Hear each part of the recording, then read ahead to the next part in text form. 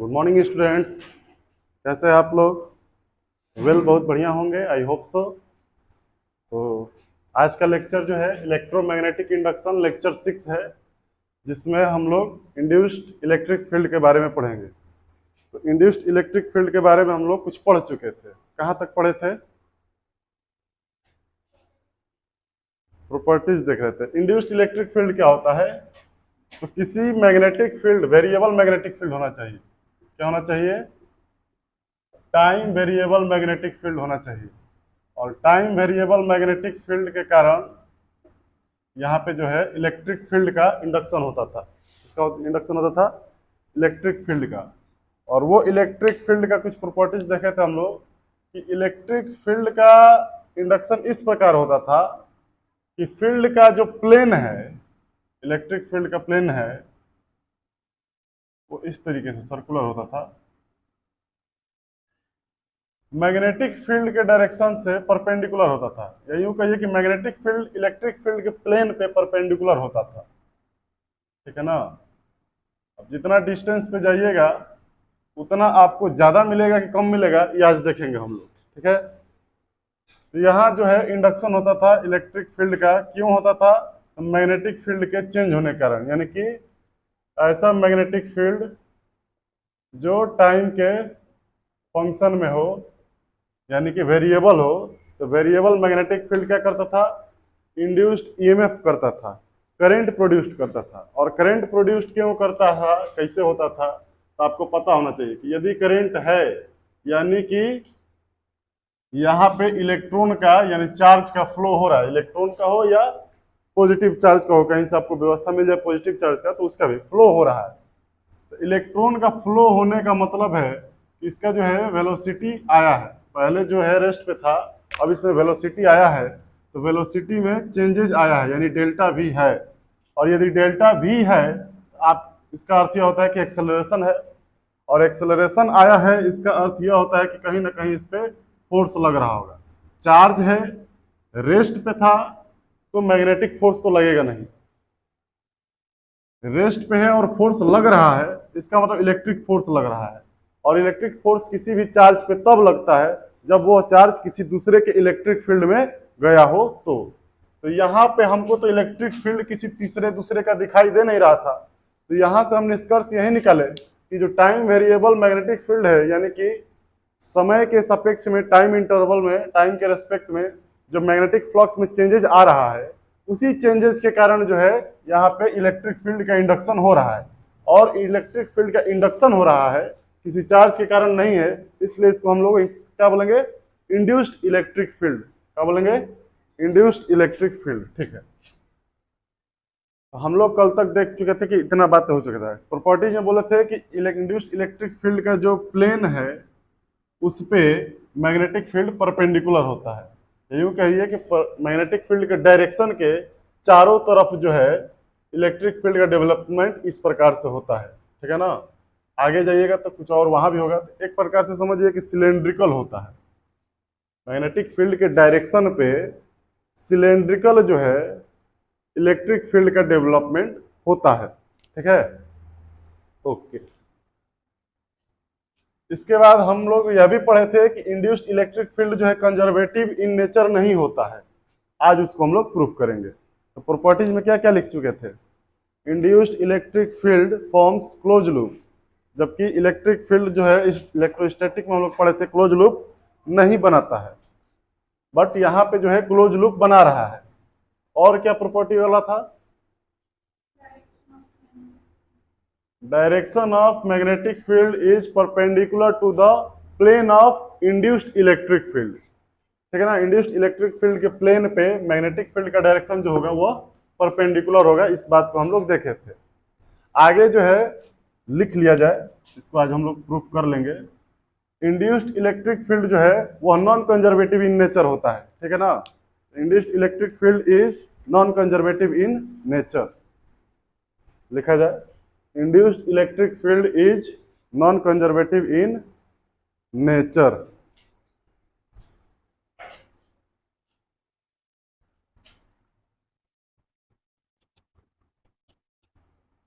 चलिए, तो यह जो है आपका टाइम वेरिएबल मैग्नेटिक फील्ड है जिसमें इलेक्ट्रिक फील्ड का इंडक्शन हुआ है।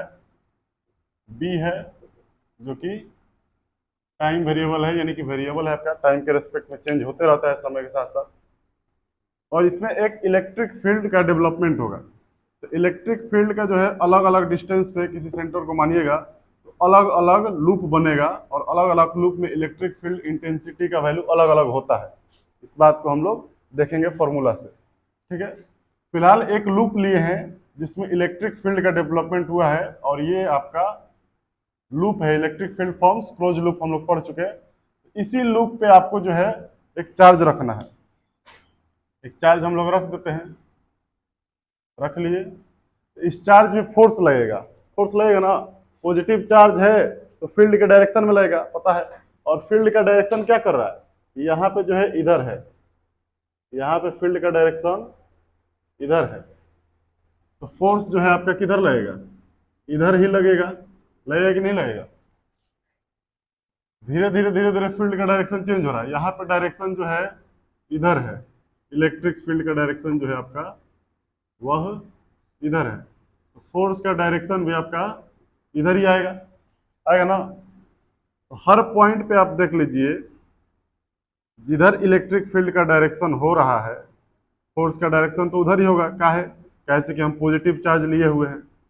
अगर निगेटिव चार्ज लिए होते तो फोर्स का डायरेक्शन इलेक्ट्रिक फील्ड के अपोजिट आता। ओके, तो चलिए, तो कंजर्वेटिव प्रूफ करने के लिए, कंजर्वेटिव होने के लिए, किसी भी फोर्स को कंजर्वेटिव होने के लिए उस फोर्स द्वारा किया गया वर्क डन राउंड ट्रिप के लिए जीरो होना चाहिए। हमारे पास यहाँ जो फोर्स लग रहा है इलेक्ट्रिक फील्ड इंड्यूस्ड होने के कारण, इस फोर्स द्वारा वर्क डन हम लोग निकालेंगे तो वह क्या होना चाहिए, राउंड ट्रिप के लिए जीरो होना चाहिए। यदि जीरो हो गया तो induced electric field conservative in nature, और यदि जीरो नहीं हुआ तो नॉन कंजर्वेटिव इन नेचर। तो देखा जाए तो फिलहाल जो है फील्ड जो है हर एक पॉइंट पे डायरेक्शन चेंज हो रहा है, और फील्ड वेक्टर क्वांटिटी है। चेंज हो रहा है मतलब चेंज हो रहा है, वेरिएबल है। तो हम लोग छोटा सा वर्क डन निकालेंगे डी डब्ल्यू। क्या निकालेंगे, डी डब्ल्यू। तो डी डब्ल्यू कितना होगा, तो फोर्स इनटू छोटा सा डिस्प्लेसमेंट। फोर्स इधर लग रहा है और छोटा सा डिस्प्लेसमेंट यहाँ ले लीजिए आप, ठीक है। यहाँ भी आप देख सकते हैं फोर्स इधर लग रहा है और छोटा सा डिस्प्लेसमेंट आपका जो है डी एक्स इधर हो जाएगा फोर्स के डायरेक्शन में। तो डी डब्ल्यू क्या हो जाएगा, तो डी डब्ल्यू हो जाएगा sir ji F E D X cos 0 degree. हो गया नहीं 0 डिग्री, जिधर फोर्स उधर डिस्प्लेसमेंट, तो हो गया 0 डिग्री। तो डी डब्ल्यू यहां से हो जाएगा एफ ई डी एक्स हो जाएगा। डी डब्ल्यू कितना हो जाएगा, F E into D x. हमको डी डब्ल्यू नहीं चाहिए, हमको पूरे राउंड ट्रिप के लिए डब्ल्यू चाहिए, टोटल वर्क डन चाहिए। और टोटल वर्क डन यानी डेल्टा डब्ल्यू चाहिए। डब्ल्यू के साथ डेल्टा का प्रयोग नहीं किया जाता है, हमको डब्ल्यू चाहिए। तो डब्ल्यू चाहिए भैया, तो डी डब्ल्यू का इंटीग्रेशन कीजिए, यानी कि डब्ल्यू बराबर एफ ई डी एक्स। तो डब्ल्यू बराबर क्यू इंटू ई डी एक्स, ठीक है ना। यहाँ ई जो है टाइम के साथ वेरिएबल नहीं है, ई जो है ऑर्बिट के साथ वेरिएबल है। किस ऑर्बिट में आप घूम रहे हैं उसके अनुसार से होगा। डायरेक्शन भले ही चेंज हो रहा है बट ऑर्बिट चेंज नहीं हो रहा है, सेंटर से दूरी सेम है।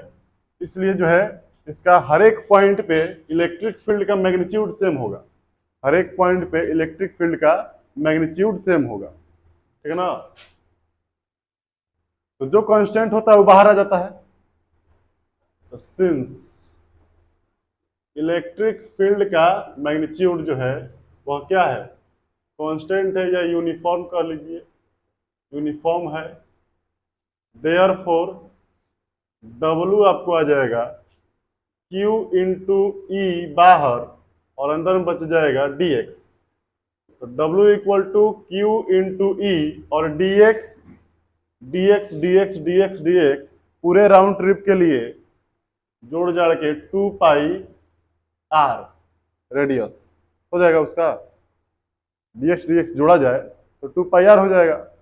यहाँ डिस्प्लेसमेंट आपका 0 हो जाना चाहिए था, लेकिन यहाँ इंटीग्रेशन कह रहा है कि पूरा dx आप जोड़िए, पूरा dx जोड़ेंगे तो क्या हो जाएगा, 2 पाई आर हो जाएगा। तो 2 पाई आर हो जाएगा तो w कितना आ जाएगा, w आ जाएगा, इसको हम लोग कर दे q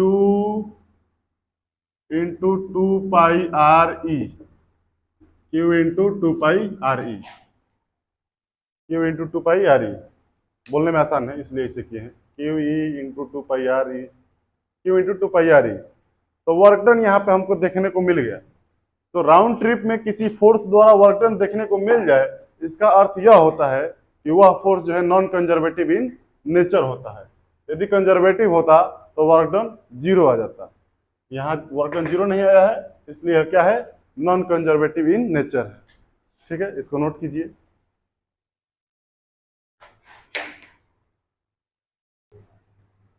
हो गया नोट्स, इरेज किया जाए तो वर्क डन जो है याद रखना है कितना है, Q इंटू 2 पाई आर ई। चलिए इसमें कुछ और आगे बढ़ाया जाए। वर्क डन हमारा निकल के आया है इस फोर्स द्वारा, तो पता चल गया कि यह जो है फोर्स नॉन कंजर्वेटिव है। और यह फोर्स क्यों लगा है, तो इंड्यूस्ड इलेक्ट्रिक फील्ड के कारण। तो इंड्यूस्ड इलेक्ट्रिक फील्ड भी हमारा नॉन कंजर्वेटिव इन नेचर है, इस बात को लिख लिया जाए, हालांकि लिख चुके हैं। चलिए आगे और बढ़ा जाए। आगे बढ़ने के क्रम में हम देख सकते हैं कि हमारे पास आ चुका है W बराबर Q into 2 pi R E. यहाँ से W by Q equal to 2 pi R E लिख सकते हैं, हाँ? और W बटा क्यू का होता है, वोल्ट होता है, विभव होता है, पोटेंशियल डिफरेंस होता है, और हम लोग इसको ईएमएफ भी बोलते हैं। तो W बाई क्यू आपका हो जाएगा ईएमएफ, जो कि हो गया 2 पाई आर ई। बहुत बढ़िया। चलिए फर्स्ट इक्वेशन यहां से आ गया। और अकॉर्डिंग टू फराडे, फराडे के अनुसार भी ईएमएफ आता है, क्या आता है, तो according to Faraday, according to Faraday's law of induction, according to Faraday's law of induction, EMF जो है वह d phi by d t होता है d phi by d t होता है। और यहां जो है, यहां डी फाई क्या होता है, डी फाई होता है sir ji B dot A, होता है कि नहीं होता है, बी डॉट ए होता है। ईएमएफ जो होगा डी बी ए कॉस, और फील्ड जो है अंदर की तरफ है, और इस प्लेन का एरिया जो लेना है वो हमारे हाथ का है, 2D है, तो अंदर भी ले सकते हैं बाहर भी ले सकते हैं। तो हम लोग अंदर लेंगे ताकि कॉस 0 आए और पॉजिटिव में आंसर आए, बाहर ले लीजिएगा तो 180 होगा, निगेटिव में आंसर आएगा। तो कॉस जो है 0 डिग्री। तो यहां से ईएमएफ क्या हो जाएगा, डी, अच्छा dt नीचे छूटा हुआ है, बी और ए cos 0 1 हो गया बटा में dt। चलिए एरिया जो है क्या है, पाई आर स्क्वायर, इसका रेडियस ले लीजिए, एरिया क्या है पाई आर स्क्वायर, तो वह तो फिक्स है, बाहर आ जाएगा। लेकिन आपका मैग्नेटिक फील्ड जो वेरिएबल है, इसी के कारण तो सब काम हो रहा है। ईएमएफ इंड्यूस्ड कितना आ जाएगा, पाई आर स्क्वायर इंटू डीबी बटा डी टी। ईएमएफ कितना आ जाएगा, पाई आर स्क्वायर, स्मॉल आर लिया है ना, आर स्क्वायर और डीबी बटा डी टी। चलिए ये जो है फराडे के अनुसार आ गया दूसरा इक्वेशन, और दोनों इक्वेशन कह रहा है कि हम लोग जो है ईएमएफ निकाले हुए हैं। तो पहला कहता है कि ईएमएफ होगा 2 पाई आर ई, और दूसरा फराडे के अनुसार जो है पाई आर स्क्वायर डीबी बटा डी टी। दोनों क्या है, ईएमएफ ही है, इंड्यूस्ड ईएमएफ है, यानी कि दोनों बराबर है। तो फ्रॉम इक्वेशन 1 एंड 2 क्या आने वाला है, निकालिए जरा।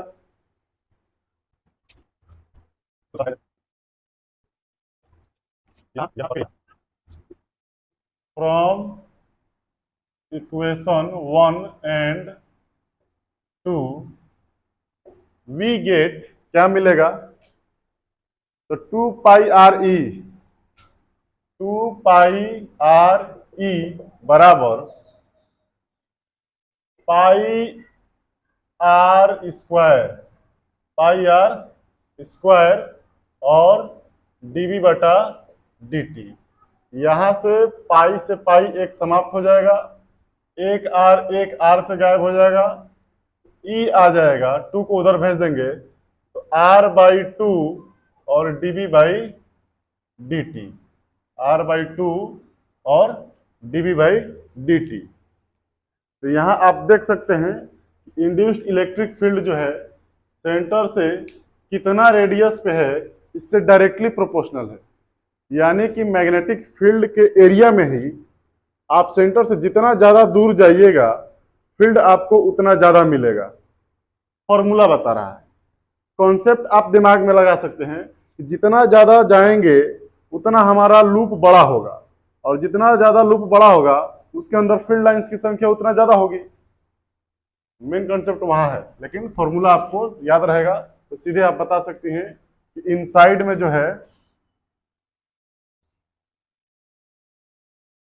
इनसाइड द मैग्नेटिक फील्ड आपका जो है ई वर्सेज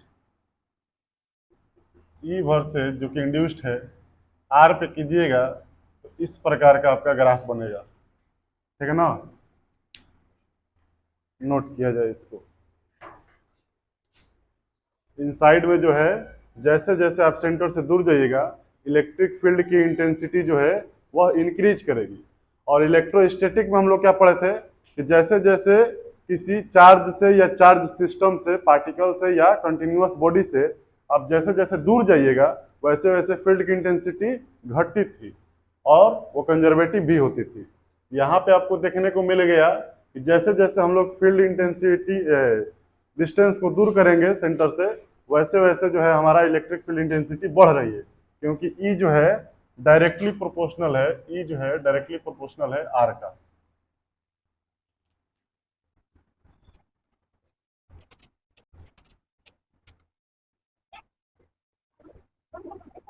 चलिए ये आपका मैग्नेटिक फील्ड है और इसमें जो है ईएमएफ इंड्यूस्ड हुआ, यानी कि इलेक्ट्रिक फील्ड इंड्यूस्ड हुआ था।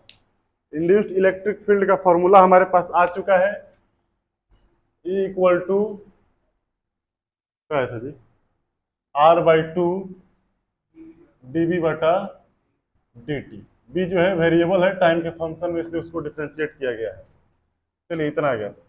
अब जो है देखा गया, ऐसा ऑब्जर्वेशन माना गया कि देखिए सर इसके अंदर जो है वेरिएबल होने के कारण इलेक्ट्रिक फील्ड इंड्यूस्ड हो रहा है, साथ ही साथ चेक करने वाला कुछ भी खेल सकता है, दिन भर बैठ के खेल रहा था। तो इस जितना एरिया में फील्ड है, ठीक ना, जितना एरिया में फील्ड है उसके बाहर भी देखा गया कि इलेक्ट्रिक फील्ड जो है डेवलप हुआ है। मेजरमेंट किया गया, यहाँ भी किसी चार्ज को रख के देखा गया तो वह चार्ज जो है मूव कर रहा था और करंट आपको मिल रहा था, गैल्वेनोमीटर में करंट मिल रहा था। बाहर में भी इंडक्शन हो रहा था, induction of electric field. Galvanometer जो है डिफ्लेक्शन दिखाया, सोज डिफ्लेक्शन, ठीक है ना। गैल्वेनोमीटर क्या किया, डिफ्लेक्शन दिखाया। तो इसका अर्थ यह हो गया कि मैग्नेटिक फील्ड का जो एरिया है, जिसमें फील्ड है आपका एरिया यानी क्रॉस सेक्शनल एरिया, उसमें यदि वेरिएबल होता है मैग्नेटिक फील्ड तो इलेक्ट्रिक फील्ड का डेवलपमेंट तो होगा, साथ ही साथ इलेक्ट्रिक फील्ड का डेवलपमेंट उस एरिया से, उस वॉल्यूम से बाहर भी हो रहा है। ये जो है ऑब्जर्वेशन से मिला। तो सवाल यह उठता है फिर मन में कि बाहर हो रहा है, तो बताइए बाहर कितना होगा? क्या अंदर वाले के हिसाब से होगा, जितना दूरी पे है उतना ज्यादा होगा या कम होगा, क्या होगा? इसका भी जांच किया जाए। इसका भी जांच सिंपली हम लोग कर सकते हैं। एक, वर्क डन निकाल लेंगे, और दूसरा फैराडे का नियम लगा लेंगे। दोनों तरफ से हमारा ईएमएफ आ जाएगा। जो काम अभी किए वही काम इसके लिए भी करना है। इसके लिए भी देखा गया तो किसी पॉजिटिव चार्ज पे जो है फोर्स लग रहा था, ठीक है ना, और सर्कुलर डायरेक्शन पर यह मूव कर रहा था। तो दिमाग में आ गया कि फोर्स लग रहा है, इसका मतलब यहाँ भी इलेक्ट्रिक फील्ड जो है सर्कुलर मोशन, सर्कुलर लूप बनाए हुए है। तो फिर वही काम करेंगे इसके लिए, ठीक है ना। फील्ड का जो रीजन है, मान के चला जाए यहां से R0 दूरी तक है, R0 रेडियस तक है, और जो लूप हमने ले रखा है उसका रीजन जो है R तक है। ठीक है, ठीक है सर। तो इसका जो वर्क डन आएगा कितना आएगा? तो d W equal to F E dot d x, फिर वही सारा काम कीजिएगा। तो डब्ल्यू आपका आ जाएगा क्यू इंटू ई और 2 पाई आर आ जाएगा, और यहां से W by Q equal to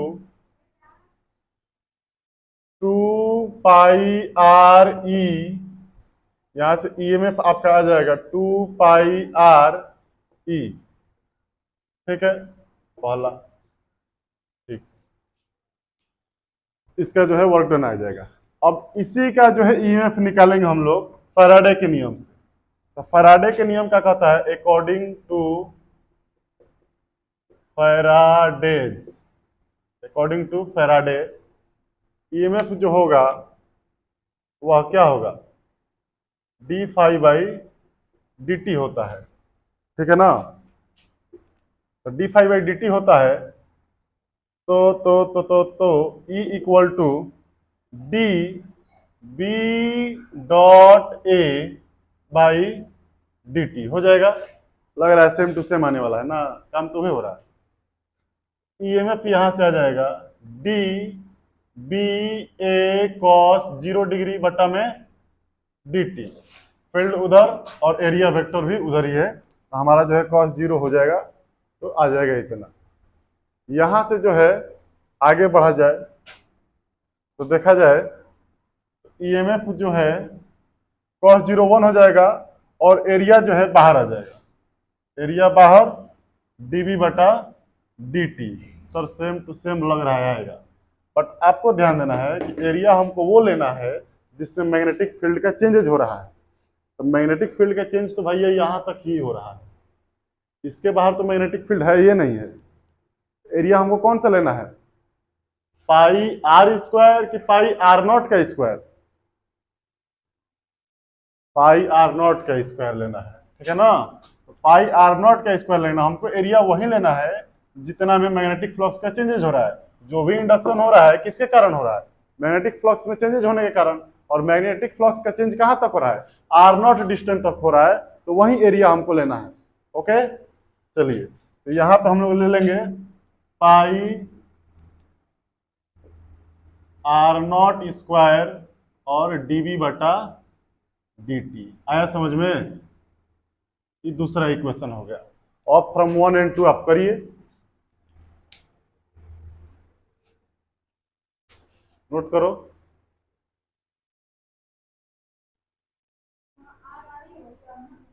कौन? वहां पे लूप के लिए हम लोग वर्क डन निकाले हैं, तो उसका हम लोग रेडियस लेंगे। और यहाँ पे आपको एरिया लेना है फ्लक्स में चेंज के कारण।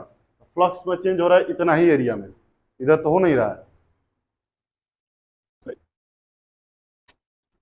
चलिए, फ्रॉम 1 एंड 2, 1 और 2 से, तो 1 और 2 से हम लोग देख सकते हैं, वहां से आपका हो जाएगा 2 पाई आर ई बराबर, यहां से हो जाएगा पाई आर नॉट का स्क्वायर और डीबी बटा dt हो जाएगा। तो पाई से पाई तो हो जाएगा क्लियर, बट आर से आर नॉट दोनों अलग अलग है, ठीक है ना। आर नॉट ये है और आर आपका रेडियस यहाँ तक आया था।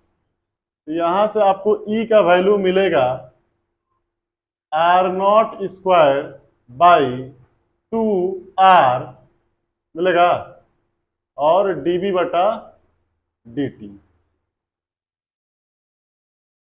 R0² 2R बटा में, यहाँ से 2 और R आया है, और dB बटा dt। तो आप देख सकते हैं फील्ड के जैसे ही बाहर आप जाइएगा इलेक्ट्रिक फील्ड का इंडक्शन तो होगा, बट जैसे जैसे बाहर जाइएगा वैसे वैसे इलेक्ट्रिक फील्ड का जो मैग्नीट्यूड आएगा वो क्या होगा, घटेगा, क्योंकि यहाँ जो E जो है इनवर्सली प्रोपोर्शनल टू R है। होना भी चाहिए, फील्ड का इंडक्शन यहाँ है, वेरिएबल यहाँ हो रहा है, तो आपका जो इंडक्शन है कहीं तक थोड़े ना होगा, बाहर थोड़े ना होगा। धीरे धीरे उसके इफेक्ट से आप बाहर जाइएगा तो घटना चाहिए, तो घट रहा है। ठीक है ना? ठीक है, इसको नोट करो और अब तक जो पढ़े उस सबको समराइज किया जाए। समरी बहुत जरूरी है।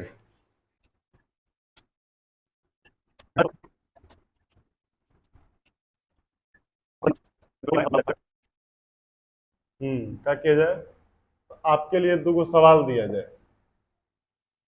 सवाल यह है बहुत इजी सा, कि जो मैग्नेटिक फील्ड का रीजन है, ठीक है ना, मैग्नेटिक फील्ड, जल्दी बनो।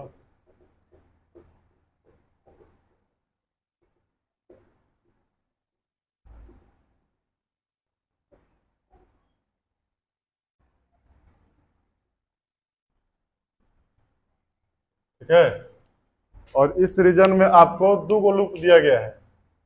लूप 1 जिसका जो है मैग्नेटिक फील्ड होगा इलेक्ट्रिक फील्ड का E1, और दूसरा है लूप 2 जिसमें आपका मैग्नेटिक फील्ड इंड्यूस्ड होगा E2।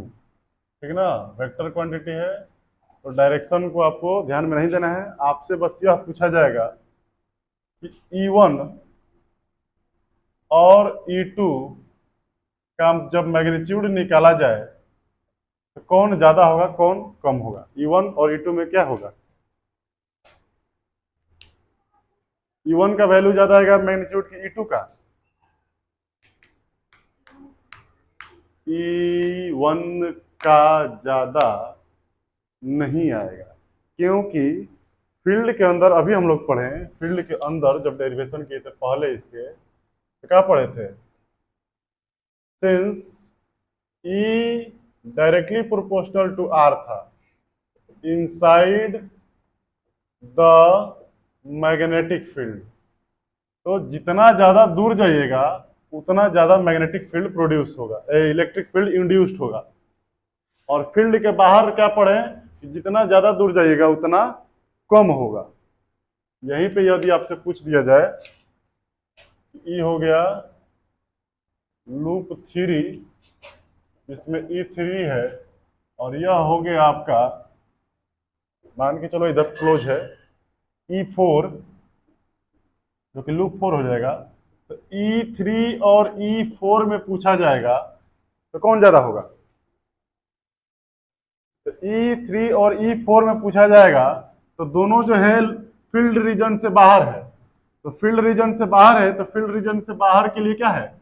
इनवर्सली प्रोपोर्शनल है, जो ज्यादा दूर पे होगा उसका वैल्यू कम आएगा, यानी E3 मैक्सिमम होगा, मैक्सिमम बोल रहे हैं, ग्रेटर होगा। ठीक है, तो सारे अध्ययनों के अनुसार यदि कोई आपको ग्राफ खींचने के लिए बोले तो एक बात है, एक लाइन में खींचा जा सकता है। देखिए इधर इंड्यूस्ड इलेक्ट्रिक फील्ड है, इंड्यूस्ड इलेक्ट्रिक फील्ड है, और इधर डिस्टेंस R लिए हैं। तो जब तक यहां से लेके मैग्नेटिक फील्ड में आप जा रहे हैं, यानी कि R0 दूरी तक, R0 दूरी तक, R0 दूरी तक, तो आपका जो है इंड्यूस्ड इलेक्ट्रिक फील्ड का मैग्नीट्यूड जो है बढ़ता जाएगा। ठीक है ना, R0 दूरी तक बढ़ता जाएगा। उसके बाद जो है फील्ड रीजन से बाहर आप जा रहे हैं तो आपका इलेक्ट्रिक फील्ड का इंटेंसिटी क्या हो रहा है? घटता जा रहा है। तो यहां से जो है घटता चला जाएगा और इन्फिनिटी पे आपका जीरो हो जाएगा। और इन्फिनिटी पर दिखाना हो तो हम लोग पैरेलल ड्रॉ करते हैं। तो इस पॉइंट पे आर नॉट पे जो है आपको मिलेगा इंड्यूस्ड इलेक्ट्रिक फील्ड का मैक्सिमम वैल्यू। क्या मिलेगा? इंड्यूस्ड इलेक्ट्रिक फील्ड का मैक्सिमम वैल्यू मिलेगा कहाँ पे? आर नॉट पे। क्योंकि जैसे जैसे आप बाहर जाइएगा बढ़ेगा, जहां तक फील्ड है, यहाँ तक फील्ड था, यहाँ मैक्सिमम मिलेगा। इसके बाद जाइएगा तो धीरे धीरे क्या होगा? घटने लगेगा। समझ में आया? तो नोट कीजिए, और आज के लिए इतना ही रहने दिया जाए, और फिर अगले लेक्चर में हम लोग इसका कुछ न्यूमेरिकल देखा जाए और तब आगे बढ़ा जाएगा। ठीक है? तब तक के लिए धन्यवाद। All the very best.